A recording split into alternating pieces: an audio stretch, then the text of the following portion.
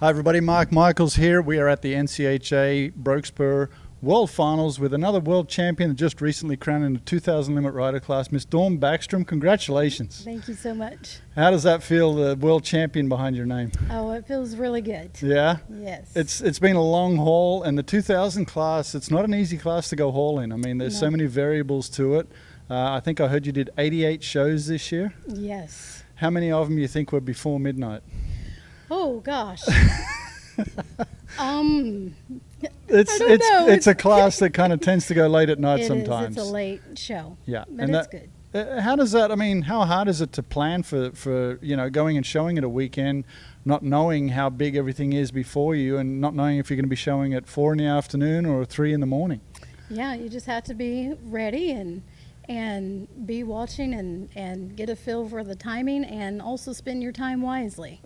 So make yourself busy and prep before that as much as you can. Yeah, and have a lot of patience and things to do while you wait. Yeah, hurry up and wait sort of thing. Yes. Yeah, is it hard to find a good help at that time, like late in the day? I mean, obviously a lot of the people are gone already. It really can be hard to find help, and luckily I have just had so many people pour out to me in their time, and when they could have been somewhere else, they stay, and they want to see the 2000 people get in there and to do well, and that will be the future of cutting. Yeah. So we're at the very start, and they are the ones that help us get that push to move on to the next level.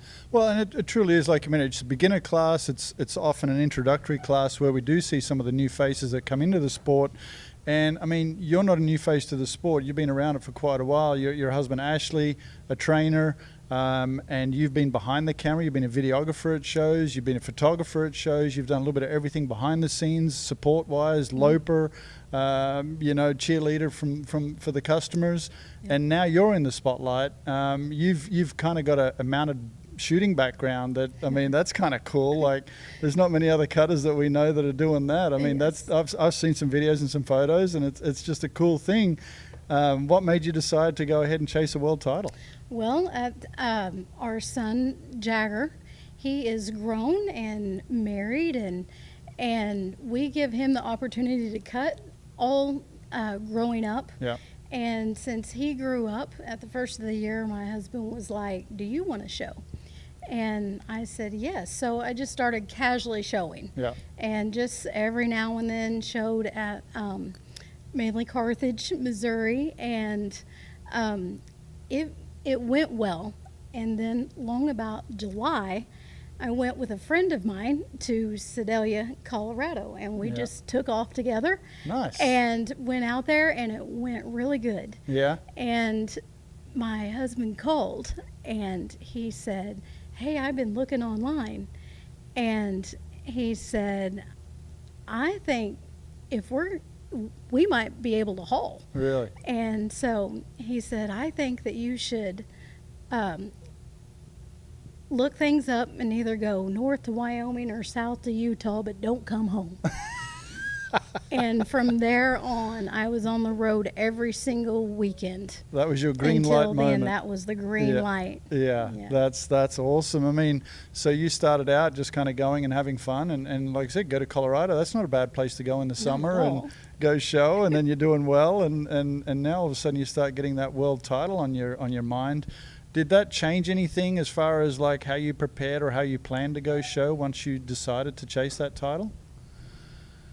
Did it change your mindset? Like, did it change the way how you were selecting a show, or like, instead of just going maybe fun places, now you're looking more at the money and the entries and that side of it? Absolutely. We were looking at the entry fees and weighing things out. If there were multiple shows at a time, how many people might be at that show in your class, and that kind of thing, and try to make the best judgment. And also, like Casey Crouch told me, just pick one. Right. And go. Yeah. Make that commitment. And don't look back. Yeah. And we stuck to doing that. Let's talk about your horse, LHR Itchy Time. She's a 10-year-old mare. What made you decide to take her down the road, and what have you learned from her going down the road? Yes. I decided to take her down the road. Actually, she belongs to a friend of ours, some friends of ours that are really close to us. And I was showing her in the tube at the beginning of the year, and they saw that it was going good. And Jake and Leslie Mendenhall, and they wanted me to have the opportunity to go too, and Yeah. they just opened her up to me and sent me fell into down the place. road. And I am so thankful to have had the opportunity to ride her and go all the way to the very end. And she wasn't the only one, because she needed a little rest in between Yep. some of those times. And I had some good friends that also loaned their horses, and we did that. Yeah. But she was my main ride all the Yeah. way through. That's awesome. Yeah. Obviously, the World Finals here, it's such a big deal. What are some of the fun moments the memories that you're going to be taking home from here? Yeah, I have a lot of memories and made a lifetime worth of friends, I think, in Yeah. this year that really became real to me, Yeah. and how tight-knit really everybody is. I got to see the sport from a different side, a different angle Yeah. that I've never seen before, and really like that. But one of my favorite memories, of a couple of them real fast, was I was in Kansas once and had finished up the weekend there and looked at the clock and thought, maybe I can make Graham if I hurry. So I loaded her up and I traveled 7.5 hours to Graham. Really? And I had to call and add on to the very end, because I was coming into town. My class was going to start. They were going to bring the cows in, so I had to make a decision if I was even going to make it or not. And I made it as they were calling my name. Really? I got her out of the trailer, threw the saddle on, walked Wow. to the herd, and That's pretty cool. it went good. Yeah. And the other time was I had a couple of different horses, and at one time where the shows doubled, we were in Lorena and Whitesboro. Oh yeah. And my husband looked at the map and said, look how far it is from there, because I think you can make it. Yeah. Like a week before. Yeah. And so I was like, it's 3 hours. So if we got done enough time to get this one, I think we could hit another. So Yeah. we left one horse in Whitesboro and took one with us to Lorena, showed in Lorena, and then I jumped in my Honda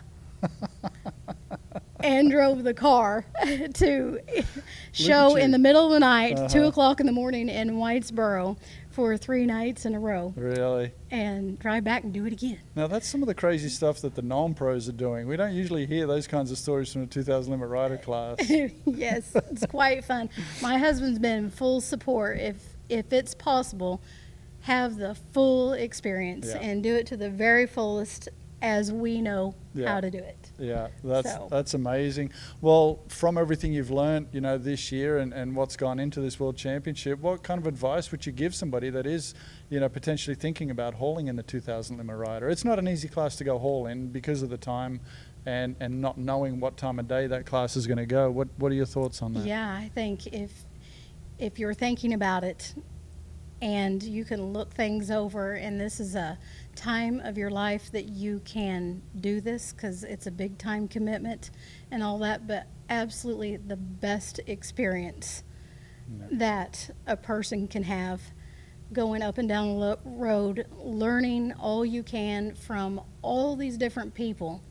All these different people want to help you get started and are behind you, pushing you to do your best, and is absolutely the best thing that you can do for yourself, for even for our marriage. It was really good. Put us on the same page. That's So, great. yeah. Well, you capped it off today with a 2:14 top 5 finish, the last round. What was going through your mind as that last buzzer went and you knew that was the end of the road today?